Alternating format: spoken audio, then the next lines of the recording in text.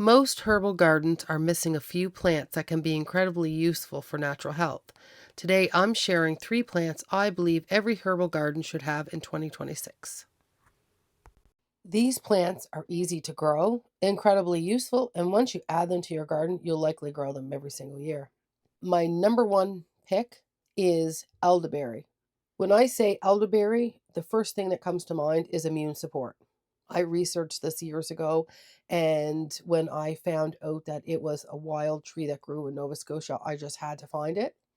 The best place to find it is not along the roadsides. Even though you will find it along the roadsides, you always have to remember in the road pollution. In the winter, the salting the roads. So you really want to go look in the woods for it. And they're very easy to find. So if you're growing a herbal garden, a herbal medicine garden, elderberry is a must-have plant. For me, it was because I wanted to make elderberry syrup and it was very expensive to buy around my area. Elderberry has been known for generations to support the immune system, especially during the cold and the flu season. So that is why I made elderberry syrup when my children were little and they were bringing colds home from the schools all the time. The berries are rich in antioxidants and most commonly made for syrups and tinctures, remedies that many families rely on every year. So what makes elderberry special is that it gives you two medicines in one plant. The flowers are gentle and encourages sweating, very supportive of fevers, colds, and helps with sinus congestion. The berries, when cooked, and they need to be cooked because they have a compound in them that is toxic if it's not cooked out, are warming, they're antiviral, and they're ideal for long-term immune support. So most people would take during the winter season like a tablespoon or something every day to keep your immune system up in your body so that you don't get the colds. Elderberry is fast growing. It's very hardy, especially in Nova Scotia and the cooler climates, and it's very low maintenance.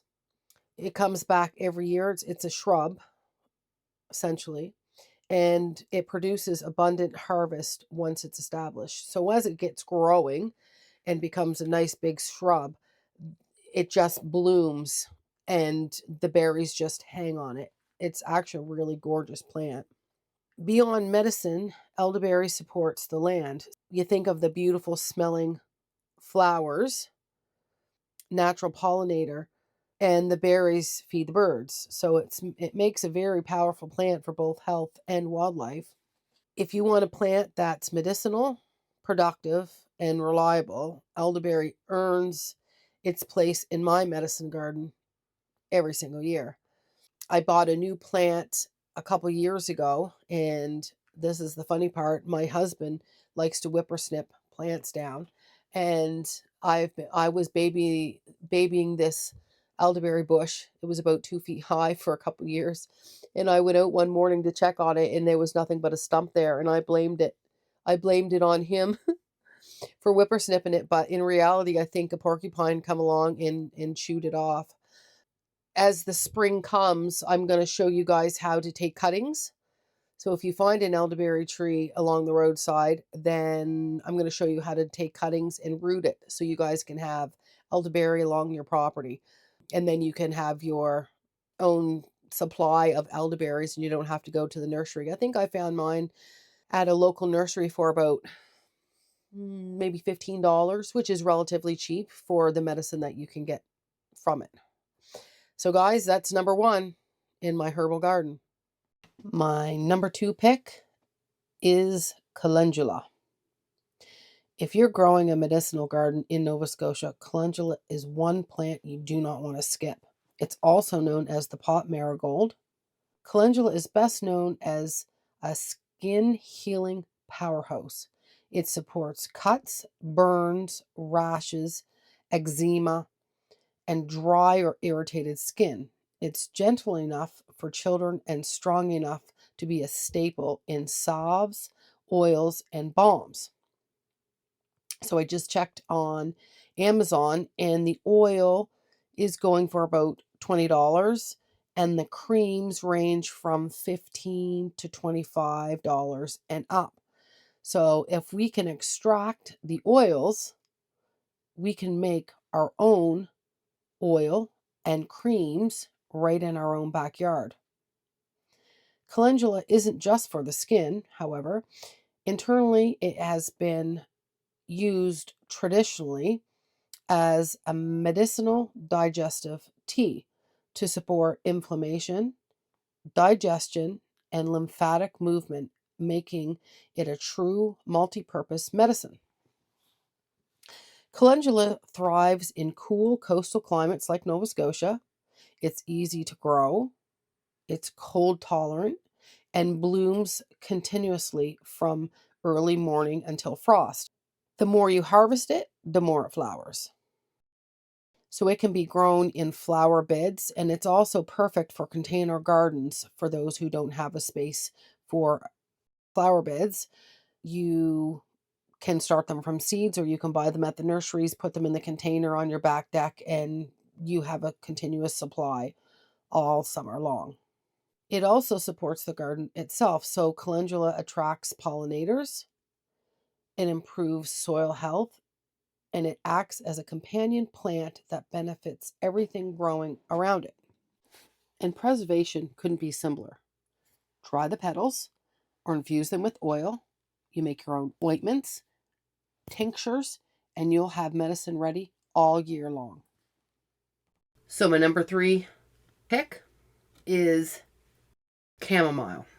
If you're planting a herbal garden, chamomile is a true garden essential. It's easy to grow. It's not picky about the soil.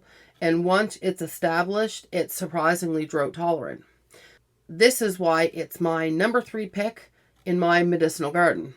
So chamomile is a small daisy-like herb that has been used for centuries as calming and healing plant. But what most people don't realize, there's actually 2 types. So there's German chamomile and Roman chamomile. So German chamomile is an annual plant, meaning that you have to plant it each year. It grows upright. It produces lots of small flowers, and it's incredibly productive. So it's constantly blooming. If your goal is to harvest flowers for tea, then this is the one that gardeners usually choose. And you can tell by the botanical name. So Roman chamomile is a little different. It's usually low growing. It's perennial in some places, meaning it can come back year after year. Instead of it growing tall, it spreads more like a ground cover. Roman chamomile is often used in cosmetics, essential oils, and aromatherapy, especially for its calming scent and skin benefits. Both varieties are valuable, but your most herbal gardeners, German chamomile is the one for harvesting the flowers. That's the one that they'll plant. So why grow chamomile in the first place? Well, it's a daily use herb. Chamomile tea is something that you can reach for in the evening, after meals, during times of stress. It's gentle enough for most people and easy to grow even in the cooler climates. Second, it's excellent for digestive health. Chamomile tea can help soothe upset stomachs. It's great for bloating and mild digestive comfort. And third, chamomile is a gentle anti-inflammatory herb, which makes it useful for everything from skincare to calming irritated tissues, or even as a hair rinse to add shine. But one of the best things about chamomile is how easy it is to use. Once the flowers open, you simply pick them, dry them. You can use them fresh or dried. But once they are dried, they store well and they can be used all year round. The most popular way to use chamomile is for its tea. The dried flowers create a light golden drink with a sweet apple-like aroma that's both relaxing and delicious. But that's only just the beginning. Chamomile can be used to make herbal tinctures, soothing skin creams, gentle salves, calming bath soaks, and even herbal infused oils for skincare. Some people also use chamomile in homemade cosmetics because it's known for supporting healthy skin. And from a gardening perspective, Chamomile is also a great plant for pollinators. Bees absolutely love the flowers, which makes it a great addition to any natural garden. So if you're building a medicinal or herbal garden in 2026, chamomile needs to be in it. It's easy to grow. It's beautiful in the garden, helpful for digestion and sleep, and incredibly versatile once harvested. That's exactly why chamomile earns the number 3 spot in my herbal garden picks. You don't need to have a large garden or dozens of herbs to start growing your own medicine. Just a few trusted plants like elderberry, calendula, and chamomile are a great place to start.